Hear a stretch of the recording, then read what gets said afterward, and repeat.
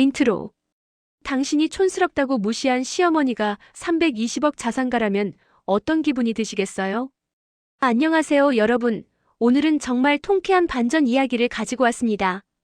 바로 시골에서 가난하게 사는 것처럼 보였던 시어머니가 실제로는 300억대 땅 주인이었다는 충격적인 실화입니다. 이 사연의 주인공은 72세의 복순 씨입니다. 경기도 시골 마을의 낡은 한옥에서 혼자 살며 텃밭을 가꾸고 시장에서 파는 만원짜리 옷만 입었죠. 며느리는 그런 시어머니를 극도로 무시했습니다. 시어머니 진짜 창피해요. 완전 촌스러워서 옆에 서기도 싫어요. 하지만 며느리는 몰랐습니다. 시어머니가 40년 동안 지켜온 그 시골 땅이 신도시 개발지역으로 선정됐다는 것을, 그리고 보상금이 무려 320억 원이라는 것을. 며느리가 시어머니를 요양원에 보내려는 계획을 세우던 바로 그 순간 변호사 사무실에서 전화가 왔습니다. 복수님, 토지보상건으로 연락드립니다. 보상금이 확정됐습니다. 이 이야기는 어떻게 겸손하게 살던 시어머니가 며느리의 본색을 확인하고 마침내 완벽한 역전을 이뤄냈는지를 보여줍니다. 마지막까지 보시면 정말 짜릿한 반전을 경험하실 수 있을 겁니다. 이 영상이 재미있으시다면 구독과 좋아요 버튼 꼭 눌러주세요. 알림 설정까지 해두시면 이런 통쾌한 반전 사연을 가장 먼저 만나보실 수 있습니다. 그럼 지금부터 이야기를 시작하겠습니다. 일부 가난한 시골 할머니, 그리고 무시의 시작. 복순 씨는 경기도 파주시 외곽의 작은 마을에서 삽니다. 인구 200명 정도의 조용한 시골 마을이죠. 70년 된 한옥에서 혼자 살며 텃밭을 가꾸고 닭도 몇 마리 키웁니다. 그리고 32년 전 철수 씨가 교통사고로 세상을 떠나기 직전 복순 씨에게 말했습니다.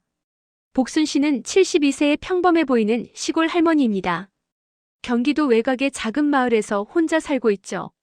낡은 한옥은 40년 넘었고 마당에는 텃밭이 가꿔져 있습니다. 복순 씨의 남편은 32년 전에 세상을 떠났습니다. 그때 아들 민준이는 겨우 8살이었죠. 복순 씨는 혼자서 아들을 키웠고 아들은 열심히 공부해 대학을 나와 서울에서 중견기업 과장으로 일하고 있습니다. 3년 전 아들이 결혼을 한다고 했을 때 복순 씨는 정말 기뻤습니다.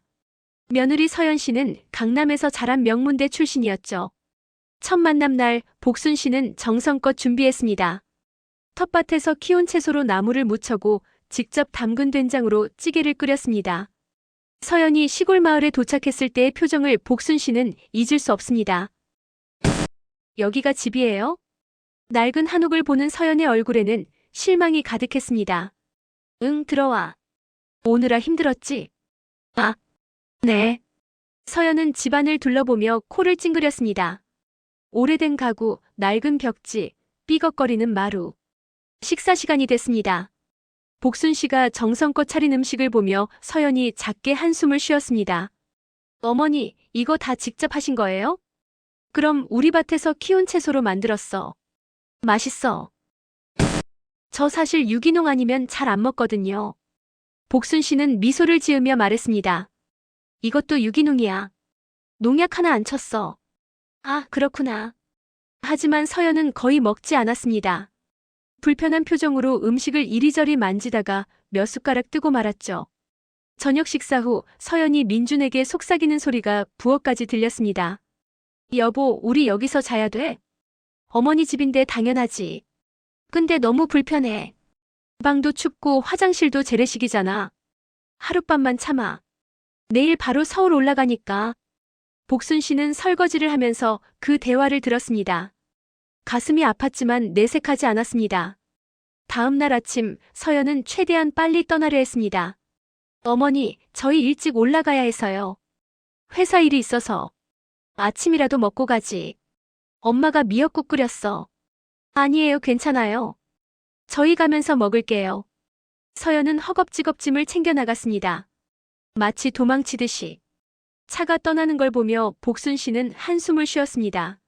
며느리가 나를 싫어하는구나.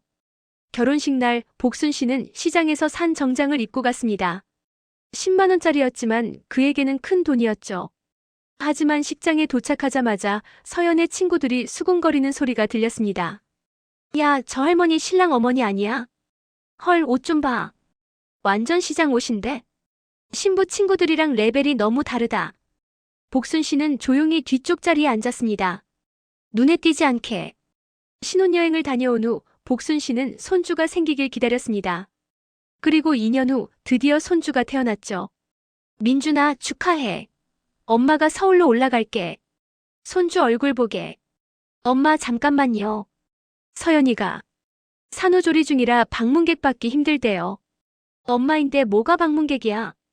미역국 끓여서 갖다 줄게. 엄마 진짜 미안한데 좀 나중에 와주세요.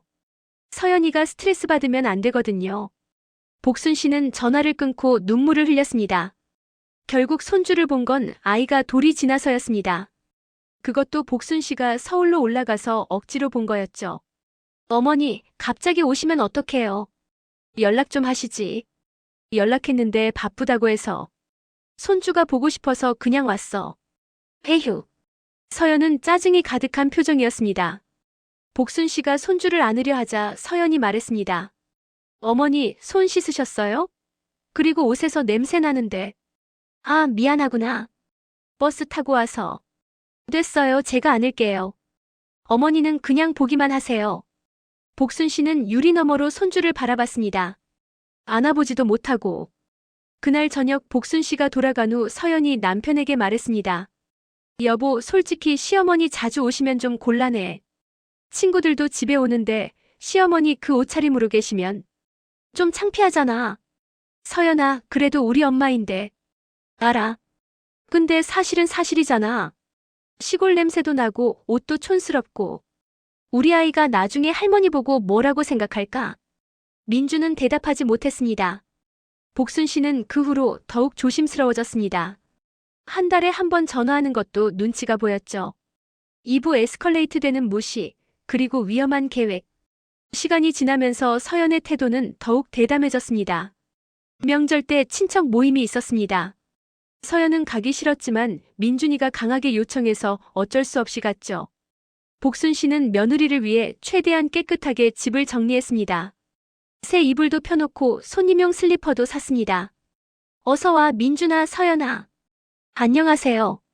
서연은 인사도 제대로 하지 않고 핸드폰만 봤습니다. 친척들이 모였습니다. 고모, 삼촌들이 다 왔죠. 아이고, 복순이 며느리 왔네. 얼굴 한번 보자. 안녕하세요. 서연은 억지로 웃으며 인사했지만 얼굴에는 불편함이 가득했습니다. 식사 시간. 복순 씨가 정성껏 준비한 음식들이 상에 올라왔습니다. 많이 먹어라. 다 손수 만든 거야. 하지만 서연은 거의 먹지 않았습니다. 그리고 민준이에게 작은 목소리로 말했죠. 여보, 나 배 아파. 빨리 가자. 아직 식사도 안 끝났는데. 진짜 아파. 제발. 결국 두 사람은 일찍 나왔습니다. 복순 씨는 아쉬웠지만 참았습니다. 차에 타자마자 서연이 폭발했습니다. 진짜 못 참겠어. 다음부터 절대 안 가. 서연아, 그래도 명절인데. 명절이 뭐가 중요해? 나 진짜 스트레스 받아 죽을 것 같아. 시골 냄새 나고 음식도 맛없고 친척들도 다 촌스럽고. 서연아, 그건 너무 심한 말이야. 심해? 사실이잖아. 당신 엄마 봤어? 옷 좀 봐. 시장에서 산 거 같은 거 입고. 나 진짜 창피해서 고개도 못 들겠어. 민준이는 아무 말도 하지 못했습니다. 그 후로 서연은 명절조차 가지 않았습니다. 민준이 혼자 가거나 아예 안 가는 경우도 많았죠. 복순 씨는 점점 외로워졌습니다. 손주도 못 보고 며느리는 자기를 싫어하고. 그러던 어느 날 서연은 더 충격적인 계획을 세웁니다. 여보, 어머니 혼자 시골에서 사시는 거 위험한 것 같아. 갑자기 왜? 어머니 나이도 있으시고 혹시 무슨 일 생기면 어떡해? 요양원 알아볼까? 엄마는 아직 건강하신데? 지금은 그래도 나중에는 어떻게 될지 몰라. 미리 준비하는 게 좋지 않을까? 민준이는 고민했습니다. 사실 서연의 진짜 속내는 달랐습니다. 시어머니를 요양원에 보내면 명절도 안 가도 되고 신경 쓸 일도 없어. 완벽하지. 서연은 남편 몰래 요양원을 알아봤습니다. 그리고 더 나아가 거짓 진단서까지 준비했죠. 동네 지인 중에 병원 관계자가 있었습니다. 그 사람에게 부탁했죠. 제 시어머니가 치매 위험이 있는 것 같아요. 진단서 하나만 만들어주실 수 있나요? 그건 불법인데요. 제가 진짜 걱정돼서 그래요. 50만 원 드릴게요. 결국 위조 진단서가 만들어졌습니다. 경미한 인지장애 소견, 독거 생활 부적합. 서연은 이 진단서를 들고 남편을 설득하기 시작했습니다. 여보, 병원에서 이렇게 나왔어. 어머니 혼자 사시면 위험돼. 엄마가 병원에 언제 갔어? 제가 모시고 갔어요. 어머니가 요즘 깜빡깜빡 하신다고 하셔서. 거짓말이었습니다. 하지만 민준이는 믿었죠. 그럼 요양원을 알아봐야 하나? 네. 제가 벌써 좋은 곳 알아봤어요. 다음 주에 어머니 모시고 가볼까요? 하지만 이 계획이 실행되기 전에 복순 씨에게 한 통의 전화가 걸려왔습니다. 여보세요? 복순 씨 맞으시죠? 저는 태광 법무법인 김 변호사입니다. 변호사요? 무슨 일이세요? 시 외곽 신도시 개발 관련해서 토지 보상 건으로 연락드렸습니다. 복순 씨의 표정이 변했습니다. 드디어 시작됐구나. 3부 40년의 비밀, 그리고 폭탄 선언. 복순 씨에게는 아무도 모르는 비밀이 있었습니다. 40년 전 남편 김철수 씨는 작은 땅을 여러 곳에 샀습니다. 당시엔 황무지나 다름없는 시골 땅이었죠. 주변 사람들은 미쳤다고 했습니다. 철수야, 그 땅 사서 뭐하게? 농사 짓기도 안 좋은 땅인데. 언젠가는 쓸모가 있을 거야. 철수 씨는 계속 땅을 샀습니다. 번 돈을 모두 땅에 투자했죠. 총 30필지, 약 15만 평. 그리고 32년 전 철수 씨가 교통사고로 세상을 떠나기 직전 복순 씨에게 말했습니다. 여보, 땅 등기증 금고에 있어. 당신 정신 차려. 구급차 왔어. 그 땅 절대 팔지 마. 우리 손자 대학 갈 때까지 꼭 지켜. 알았어, 알았으니까 정신 차려. 하지만 철수 씨는 그날 세상을 떠났습니다. 복순 씨는 남편의 유언을 지켰습니다. 땅을 절대 팔지 않았죠. 아무리 생활이 어려워도, 아들 학비가 필요해도. 주변에서는 그 땅 팔아서 서울 가서 살지라고 했지만 복순 씨는 고개를 저었습니다. 안 돼. 남편 유언이야. 그렇게 40년이 지났습니다. 그동안 복순 씨는 텃밭 농사와 닭 키우기로 근근히 생활했습니다. 옷은 시장 세일 때 사고 집은 수리하지 않고 그대로 살았죠. 며느리는 그런 시어머니를 가난하다고 생각했습니다. 하지만 복순 씨는 가난한 게 아니었습니다. 선택한 것이었죠. 그리고 드디어 2024년 정부가 파주 외곽 신도시 개발을 확정 발표했습니다. 복순 씨의 땅이 있는 지역이 핵심 개발 구역에 포함됐죠. 변호사가 설명했습니다. 사모님, 이 지역 보상 단가가 평당 2,200만 원입니다. 사모님 소유 토지가 15만 평이니까. 얼마죠? 총 3,300억. 아니, 세금 빼고 실수령액이 약 320억 원 정도 됩니다. 복순 씨는 조용히 고개를 끄덕였습니다. 남편이 말했던 게 맞았네요. 손주 대학 갈 때까지 지키라고. 네. 아무것도 아니에요. 변호사님, 이 돈을 제 손주 명의로 신탁 설정할 수 있나요? 물론입니다. 손잡은 성년 될 때까지 신탁으로 묶어두실 수 있습니다. 좋아요. 그렇게 해주세요. 그리고 제 며느리가 절대 손댈 수 없도록 해주세요. 무슨 이유가 있으신가요? 복순 씨는 며느리가 자기를 요양원 보내려 한다는 이야기를 들었습니다. 마을 이장님 딸이 서연과 같은 아파트에 살았는데 우연히 며느리가 하는 말을 듣고 복순 씨에게 전화했던 거죠. 이모님, 제가 엘리베이터에서 우연히 들었는데요. 이모부 며느리분이 요양원 이야기하시더라고요. 위조 진단서까지 준비했다고. 복순 씨는 그때 모든 것을 알았습니다. 변호사님, 제 며느리가 저를 요양원에 보내려고 합니다. 위조 진단서까지 만들었어요. 그건 명백한 불법인데요. 알아요. 그래서 제가 손주를 보호하려고 합니다. 며느리 손에 돈이 들어가면 안 돼요. 알겠습니다. 확실하게 처리하겠습니다. 며칠 후 복순 씨는 아들을 불렀습니다. 며느리는 빼고요. 민준아, 엄마가 할 이야기가 있어. 엄마, 무슨 일이세요? 엄마가 사실은 가난하지 않아. 네. 무슨 말씀이세요? 복순 씨는 40년간의 이야기를 들려줬습니다. 아버지가 산 땅, 지킨 약속, 그리고 이번 신도시 개발. 보상금이 320억이야. 320억이요? 민준이는 믿을 수 없다는 표정이었습니다. 그리고 민준아, 엄마가 며느리 이야기 다 들었어. 무슨 이야기요? 나를 요양원 보내려는 계획. 위조 진단서까지 만든 거. 민준이의 얼굴이 하얗게 질렸습니다. 엄마, 그건 너는 몰랐을 수도 있어. 하지만 며느리는 알고 있었어. 그리고 나는 이제 참지 않을 거야. 사부 폭로의 순간 무너지는 며느리. 다음 주말 복순 씨는 서울로 올라갔습니다. 며느리에게 미리 연락도 하지 않고요. 초인종을 눌렀습니다. 누구세요? 나야, 복순이. 어머니. 서연은 당황했습니다. 시어머니가 예고 없이 온 건 처음이었으니까요. 갑자기 어쩐 일이세요? 들어가도 돼? 아, 네. 복순 씨는 집 안으로 들어갔습니다. 그리고 거실 소파에 앉았죠. 손주는 방에서 놀고 있어요. 데리고 와. 네. 손주 얼굴 좀 보자. 3년 만에 오는데. 서연은 마지못해 손주를 데리고 왔습니다. 3살 된 손주 준우가 할머니를 처음 봤습니다. 준우야, 할머니야. 할머니? 복순 씨는 손주를 안았습니다. 처음으로. 눈물이 났지만 참았습니다. 우리 준우 참 예쁘게 컸네. 그때 민준이가 퇴근해서 들어왔습니다. 엄마? 어떡해? 민준아, 며느리랑 할 이야기가 있어서 왔어. 복순 씨는 서연을 봤습니다. 서연아, 앉아봐. 서연은 뭔가 불길한 예감이 들었습니다. 나를 요양원에 보내려고 했지? 네. 위조 진단서까지 만들었다며? 서연의 얼굴이 새하얗게 변했습니다. 어머니, 그게 아니라. 아니긴 뭐가 아니야. 다 알아. 내가 병원 관계자한테 50만 원 주고 진단서 만든 것도. 누가? 그런 거짓말을. 거짓말. 여기 진단서 위조한 사람 진술서 있어. 복순 씨는 서류를 꺼냈습니다. 변호사가 준비해준 증거 자료였죠. 이 사람이 경찰에 자백했어. 내가 돈 주고 부탁했다고. 서연은 말문이 막혔습니다. 여보. 나는.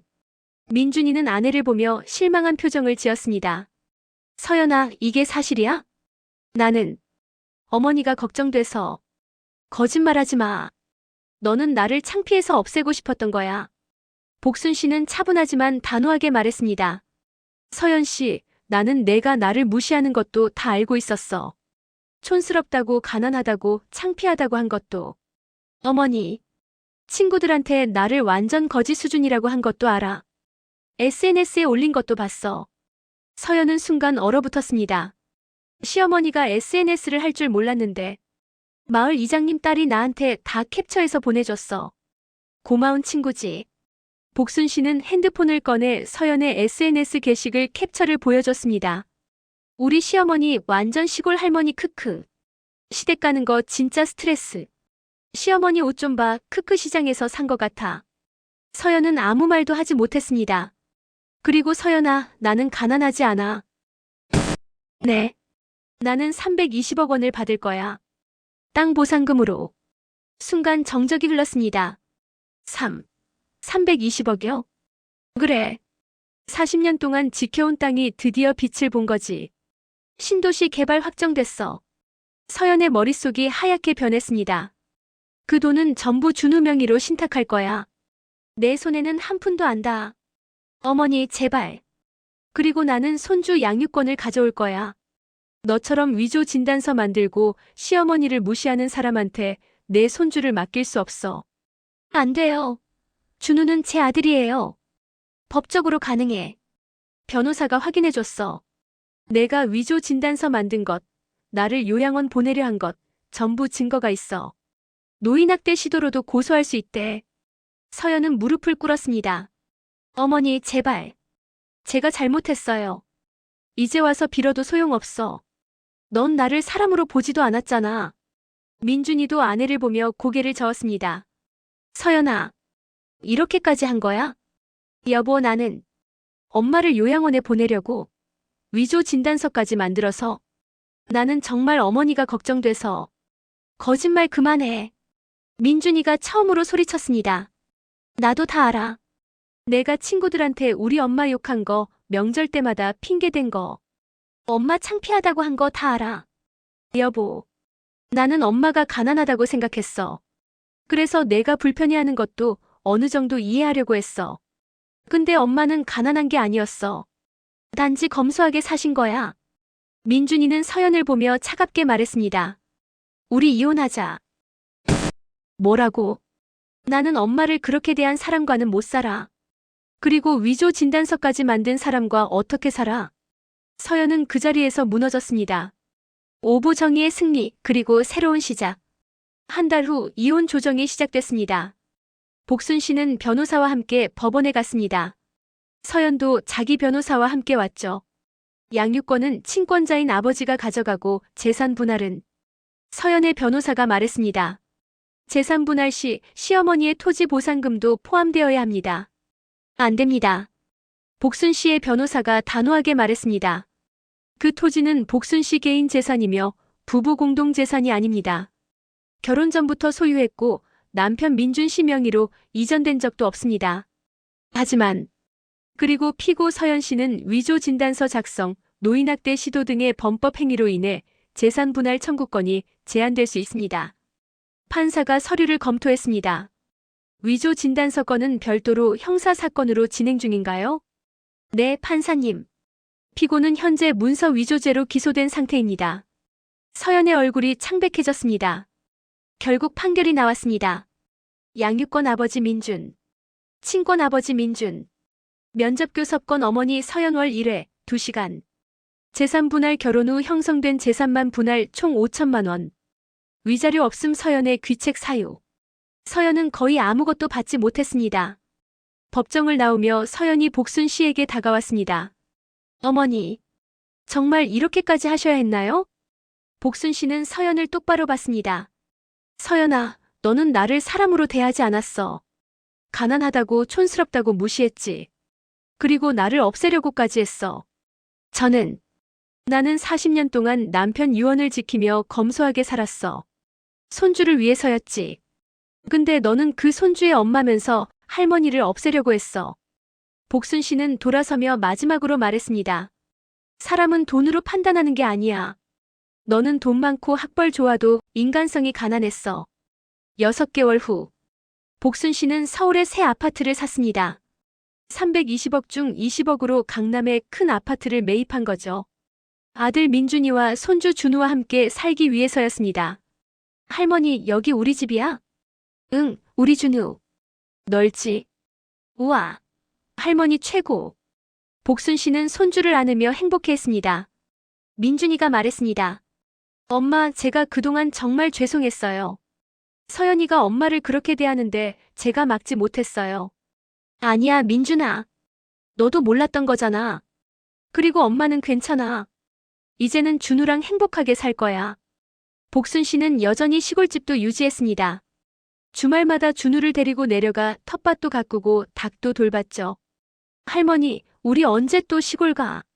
다음 주에 가자. 할머니가 준우한테 텃밭 가꾸는 법 가르쳐 줄게. 좋아. 복순 씨는 320억 중 대부분을 손주 준우 명의로 신탁했습니다. 준우가 30살 될 때까지 묶어둔 거죠. 나머지는 자선단체에 기부했습니다. 저 혼자 쓰기엔 너무 많은 돈이야. 어려운 사람들 돕는 게 낫지. 1년 후, 민준이는 회사를 그만두고 작은 사업을 시작했습니다. 엄마의 지원으로 준우와 더 많은 시간을 보낼 수 있게 됐죠. 그리고 복순 씨는 마을 주민들을 위해 복지센터를 지었습니다. 10억을 들여서요. 복순 씨, 이렇게까지 하실 필요 있어요? 이 마을이 나를 40년 동안 지켜줬잖아요. 이제 내가 마을을 위해 뭔가 해야죠. 어느 날 복순 씨에게 서연이 편지를 보냈습니다. 어머니께 정말 죄송합니다. 제가 너무 어리석었습니다. 저는 겉모습만 보고 사람을 판단했습니다. 어머니를 무시하고 창피했던 제 자신이 부끄럽습니다. 준우를 잘 키워주셔서 감사합니다. 월 1회 면접 때 보는 준우가 너무 밝게 자라고 있습니다. 어머니가 계셔서 다행입니다. 다시 한번 진심으로 사죄드립니다. 서연 올림. 복순 씨는 편지를 읽고 생각했습니다. 그리고 답장을 쓰지 않기로 했죠. 용서는 하지만 다시 받아들일 수는 없어. 현재 복순 씨는 손주 준우 5살과 행복하게 살고 있습니다. 준우는 할머니를 무척 따르고 복순 씨는 손주 키우는 재미에 날마다 즐겁습니다. 민준이는 새로운 사람을 만나기 시작했습니다. 이번엔 복순 씨가 직접 확인했죠. 그 사람이 어떤 사람인지, 준우를 잘 대할 수 있는지. 엄마, 이 사람 괜찮죠? 응, 준우한테도 잘 대하고 엄마한테도 예의 바르더라. 좋은 사람 같아. 복순 씨는 가끔 시골집에 가서 텃밭을 가꿉니다. 예전처럼 검소하게 살지만 이제는 선택입니다. 마을 사람들이 물었습니다. 복순 씨, 이제 돈도 많은데 왜 여전히 텃밭을 가꿔요? 돈이 있어도 내 손으로 뭔가 키우는 게 좋아요. 이게 진짜 행복이죠. 엔딩 엔드 메시지. 여러분, 이 사연을 통해 우리가 배울 수 있는 것은 무엇일까요? 첫째, 사람을 겉모습으로 판단하지 마세요. 복순 씨는 낡은 한옥에서 싸구려 옷을 입고 살았지만 실제로는 320억 자산가였습니다. 하지만 그게 중요한 게 아닙니다. 돈이 있든 없든 모든 사람은 존중받을 자격이 있습니다. 둘째, 검소함은 가난이 아닙니다. 복순 씨는 선택적으로 검소하게 살았습니다.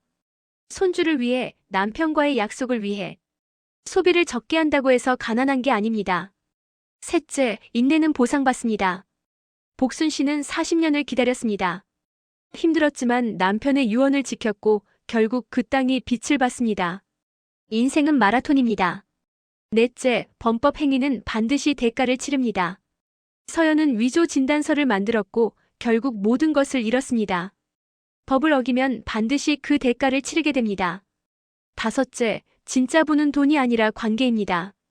복순 씨는 320억이 있지만 대부분 기부하고 손주 앞으로 신탁했습니다. 진짜 행복은 손주와 함께하는 시간에서 옵니다. 여러분의 주변에도 복순 씨 같은 분들이 있을 수 있습니다. 겉으로는 평범해 보여도 놀라운 이야기를 가진 분들이요. 그분들을 무시하지 마세요. 존중하세요. 댓글로 여러분의 생각을 들려주세요. 복순 씨의 40년 인내, 어떻게 생각하시나요? 서연의 처벌이 적절한가요? 비슷한 경험 있으신가요? 이 영상이 도움이 되셨다면 좋아요 버튼 꼭 눌러주시고 구독과 알림 설정도 부탁드립니다. 다음 영상에서는 또 다른 반전 사연으로 찾아뵙겠습니다. 사람을 겉모습으로 판단하지 마세요. 당신이 모르는 이야기가 너무나 많습니다. 감사합니다.